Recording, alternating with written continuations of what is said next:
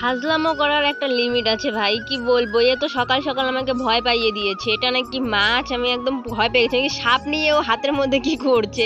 তো যাই হোক, এটা কি মাছ তোমরা যদি কেউ জানো তো কমেন্টে বলো। এই তো সকালবেলা আমি আর বোন এসেছিলাম আমাদের ধান খেতে, জল মোটরতে জল দিচ্ছে, তো ওই মালি ড্রেনে করে দিতে।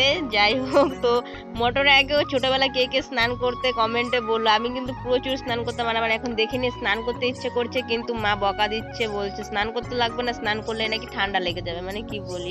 তো যাই হোক, মার কথা মাঝে মাঝে শুনতে হয়, তো করিনি স্নান। তা বাড়ি চলে এসেছি, আর আসার পরে দেখছি আমার একটা ভাইপো এসেছে, কি কিউট দেখতে পাচ্ছেন, মনে হচ্ছিল কামড়িয়ে খেয়ে নি। দেখো, মোটরে স্নান করতে দেয়নি তো কি হয়েছে, বিকেলে বৃষ্টি এসেছে, এটাতে স্নান করা মিস করা যাবে না। তো যাই হোক, অনেক বকা ঠকা খাওয়ার পরও আমি স্নান করেছি, আর বাচ্চাদের মতন এখানে স্লিপার খেলছিলাম, কারণ আমি এইসব পাগলামো একটু মাঝে মাঝে করি, আমারও ভালো লাগে। তারপরে মা দিয়েছিল পেঁপে আর শশা, সেই সরি তরমুজ খেতে।